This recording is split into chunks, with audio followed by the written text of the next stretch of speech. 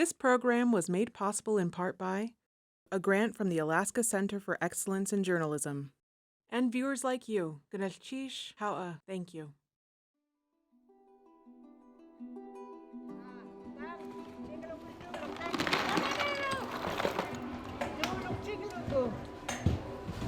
Ai pasu. Tabak ni. Cola. Cola. Cola. Cola. Cola. Cola.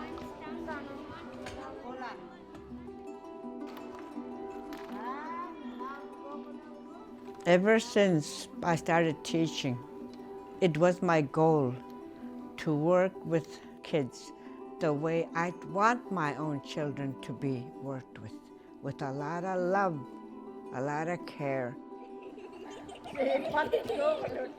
I try to get learning to be fun and engaging, because you cannot sit there and lecture all day long. Oh, I really enjoy kids.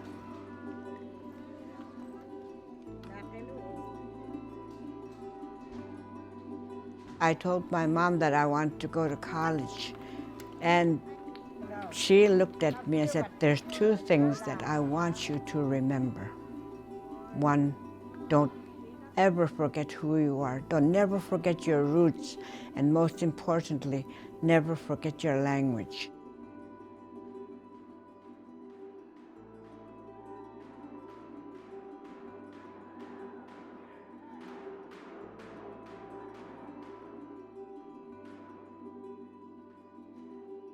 I was born in the late 40s, and back then we had no electricity. The only heating system that we had was a wood stove, so imagine waking up in a minus 50 below weather in a log cabin, and everything was frozen, and we'd get heat only when my mom or dad turned the wood stove on. After we grabbed something to eat, my mom would have all of us girls in line, and she'd braid each one of our hair. And as she was braiding us one at a time, she would tell us how to use the day. All the Yupik values we learned was then. She'd tell us to be loving to the other students. She'd tell us to ignore pits who bother us, and always told us to be helpful. You know, when you think of my mom, she was extremely religious. But at the same time, she was an advocate of our subsistence way of life, subsistent way of living.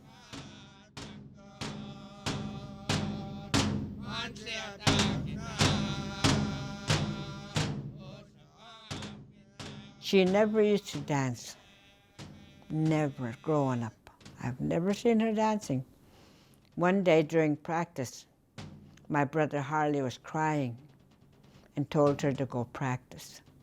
It's because of Harley crying as a youngster that she went to dance practice. And you know,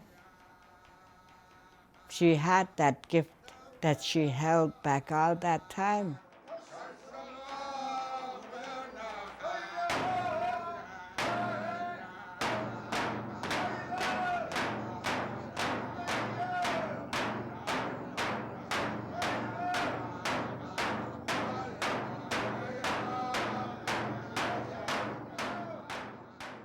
A lot of things that she does really reminds me of her. I don't know, I always think she's a lot like Marianne Sundown. Quirky, goofy.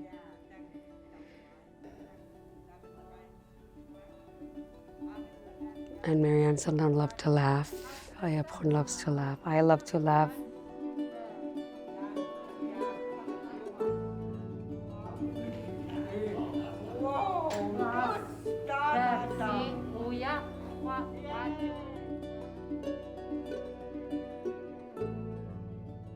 Just watching how kids react and respond to her.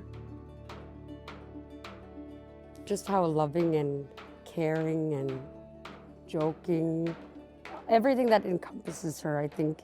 And watching the little kids and how they just respond, react, and they love her.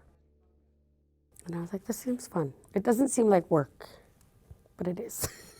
When I first started teaching, there was only one school, KYUK school, and it was a kindergarten to 12th grade. I needed a bunch of supplies for that week, so I just was very happy on that morning, and I walked down the hallway, went into the office, and the secretary was standing up, and she and the principal were talking. So I greeted them and I told them what I needed. And as soon as I quit speaking, she mimicked me in my Yupik English dialect, and they both started laughing. You know, it was just like a slap on the face. I was just kind of taken back, but I was hurt, very hurt. Nowadays, I don't want any Alaskan-born teachers to go through something like that. I want to make sure that they don't have to go through the struggles that I did. I'd like to thank her for opening doors for natives to step into this role. It's normal. It's now normal. Like when I remember my very first year, one of my students thought I was their Yupik teacher, and I said, I'm your 6th grade teacher, but thank you. Like that was the role that I think a lot of the kids thought when they saw a Yupik female teaching, they would be the Yupik teacher. 4 times 3. 12. Thank you, joke. Each little piece that I cut is 4 1/4 of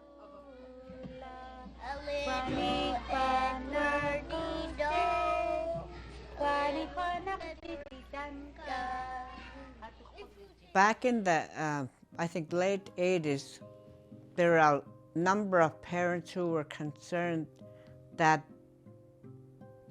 the Yupik program, the bilingual program in Bethel was not working because they knew they were not being taught the communicative skills that they needed to speak to elders.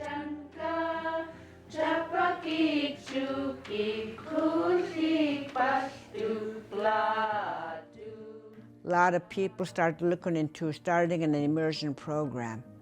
A number of, highly outspoken parents looked into it, and we'd have sometimes like weekly meetings, and then all our dreams would dwindle and we'd start all over again. And I remember she would face a lot of the people who didn't want the program to happen. And to those people, she would not say one bad word about them. Like she'd come home and she'd be like kind of hurt. She'd be hurt for a moment and then she'd let it go. She'd just turn it off and say, okay, I'm done with it. So in the fall of '95, we were put in that little preschool right across from the district office, and there we housed 40 students. And after that, when KYUK School was still open, they housed our immersion program in the East Wing.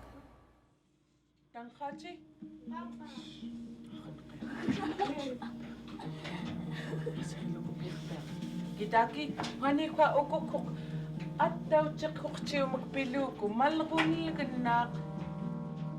I would like to encourage, the people of Alaska, especially where their native language is strong, to pursue the immersion schools, because I know in a lot of regions where their language is dying or almost gone, there's this panic of trying to get the language started.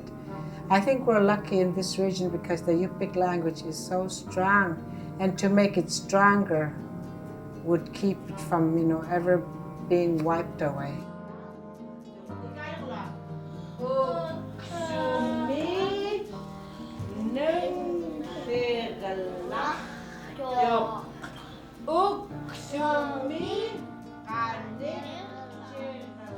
Nazauglukovet jachtluten.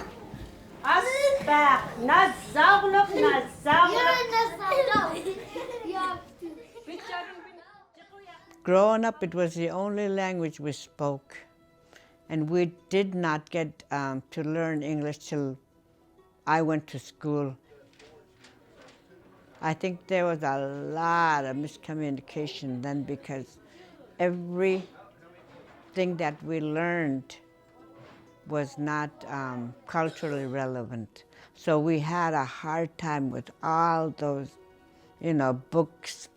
We just didn't know what we were reading about, so a lot of the answers on tests were guesswork.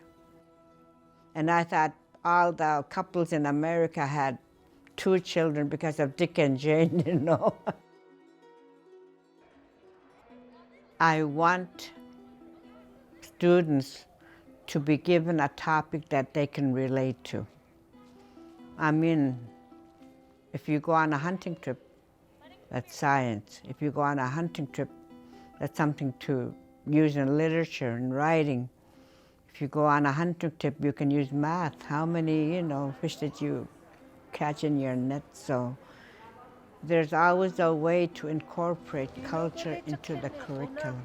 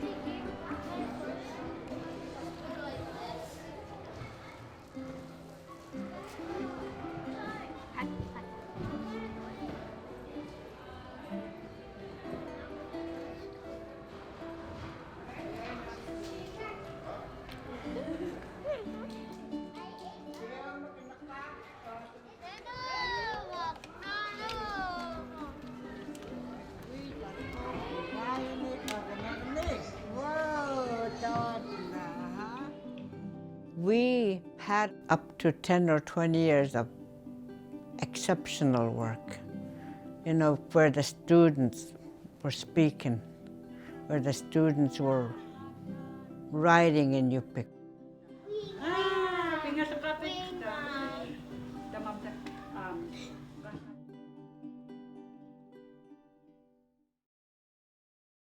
I wasn't really sure or clear about what was happening, but it seemed like they were saying something like smoke was being detected. So I said, we'll probably start like 9:30 or 10. Emergency crews remain on site at the KYUK campus in Bethel after flames broke out early this morning, demolishing the school. And as the morning wore on, it just became kind of drastic because people are starting to see flames. And by the time it was, I forgot, maybe noon or 1, that whole place was on fire. And I think I went down just when they were bulldozing my classroom, and my heart was shattered. Joshua Gill is with the Lower Kuskokwim School District. The Immersion School is a charter elementary Yupik school. Gill says the Yupik instructional materials are lost. The actual immersion school is flat. The immersion school itself, K6, it's not standing.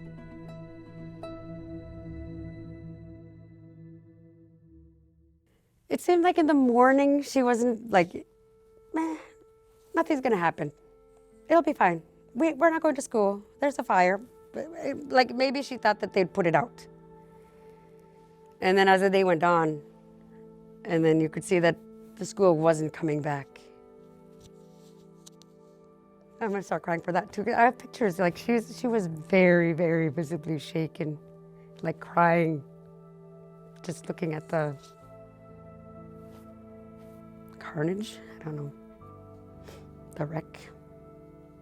In that classroom, my mom had made like a seal-gut rain parka, seal-gut mittens, a family window made out of seal-gut with our family emblem on it, ryegrass jump rope, everything that that my mom made so that kids could see the traditional lifestyle they had, everything. I think like my whole life was gone.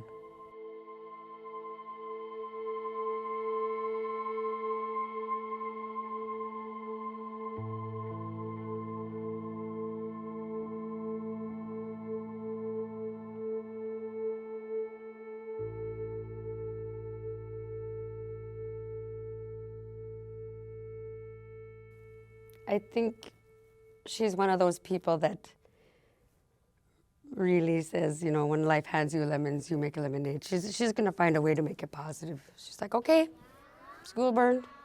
We have no school, but they're going to make room for us, and it's going to work. She just did it.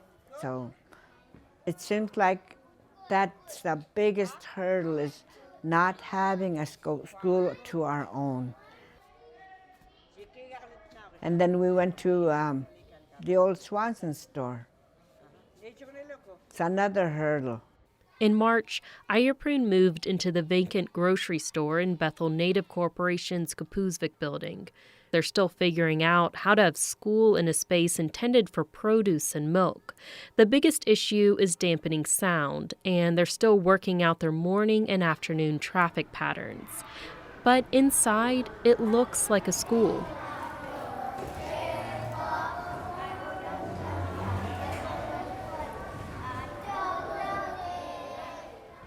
We had a wonderful superintendent, and I think he knew how much I enjoyed teaching. So one day he said, "Loddie, you should go for 50 years." And I looked at him with this biggest, question mark on my face. And every year I thought about what he had told me. And seems like that's been my inspiration. I can do it. Well, that was her goal. Like, I remember 46, 47, she was like, well, I think I'm going to try to make it to 50. She knew she wanted to get there. And when she knows she wants to get somewhere, she's going to get there. She's determined. They're going to follow us. They're going to follow us, see? Oh, look. Past 50 years, I have so many friends. Former students are just still acknowledging me. I'm still acknowledging them. And, if you made friends back then, they'll forever be your friends. And nowadays, I'm having, as students, grandchildren of some of my former students. It doesn't affect his learning so far, because he can really tell me what the beginning sounds are now. And as we go along, you're going to see. Okay. So at the beginning of the year, we had a test. She was the greatest. Everybody loved her. She was so sweet, very patient. She had always everybody under control. She was the best. I remind him every now and then that, yeah, she was my kindergarten teacher. I wanted him to learn our native tongue. My parents spoke fluent, but my family, we don't. None of us. So I'm really happy he's in here. He teaches me today.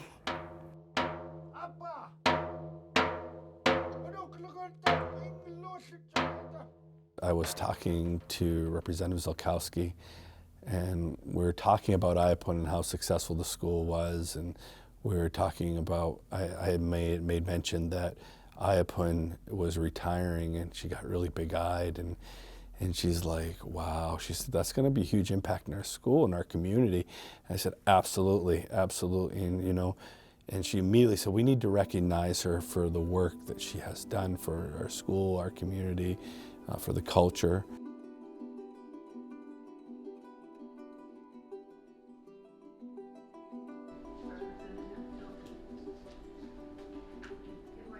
I'm privileged to introduce Ayaprun Loddie Jones. She could stand in the Peratrovich Gallery.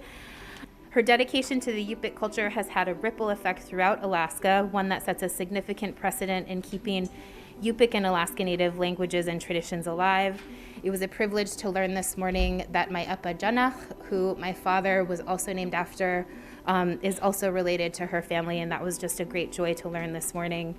It is with great honor to recognize Ayaprun on the floor of the House today, as well as all of her accomplishments, and I hope the body will join me in welcoming her this morning.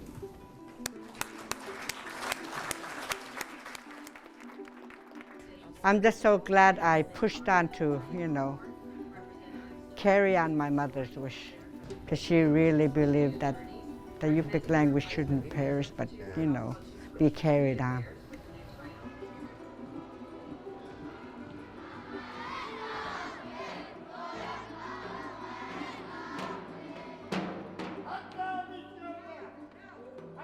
I feel like I'm so sad to see her not be here next year. I can already feel the big gap of missing her.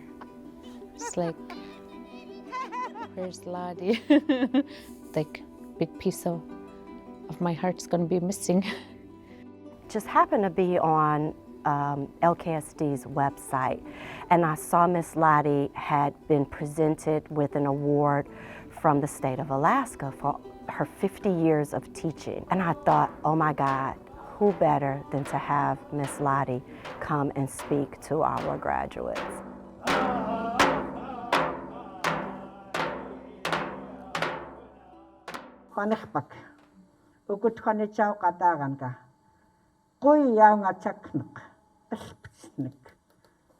I want to thank these graduates for 2022.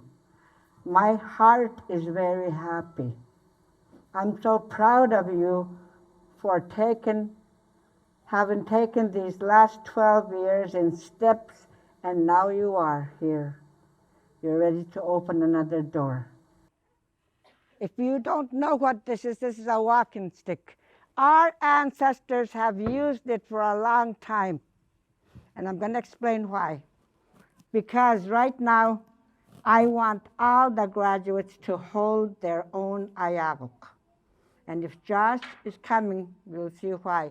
Because the ayagoks have 2022 on them. Wow.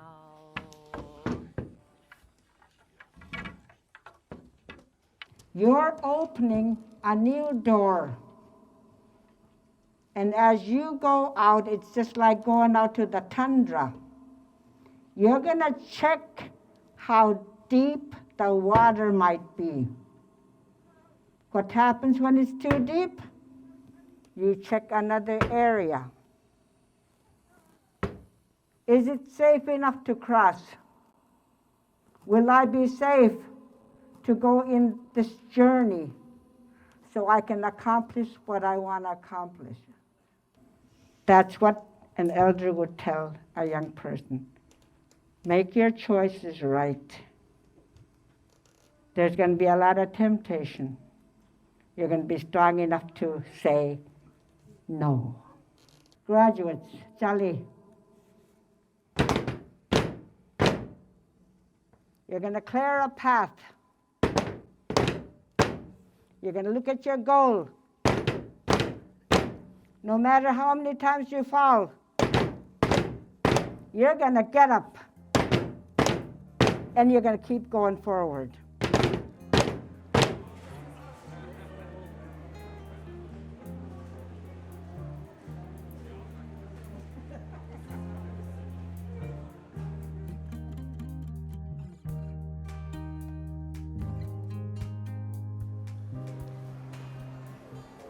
It's my last day as a certified teacher here because I'm retiring. So it's a bittersweet moment, and we're having a last school-wide potluck with parents coming in, and it's going to be a lot of farewells and, you know, have a safe summer type of a day.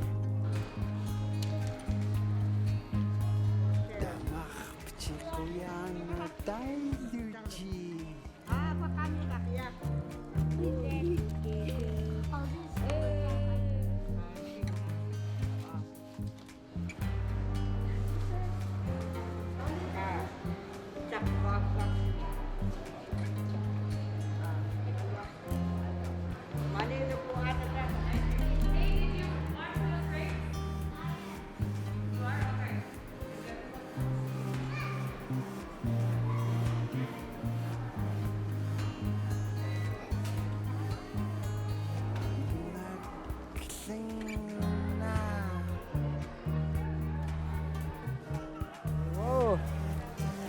I brought you some flowers. Congratulations. Wait, I want a camera. Oh, Hi. I just got her. Former student, thank you. Yes. Yes, and you taught my son Janach, and Oh. you named him after your dad. So you're. This is from Janach, from your dad. Anna Charlie. No, Tai Tai. Akumi. I'll be right behind you. Hold on, this side.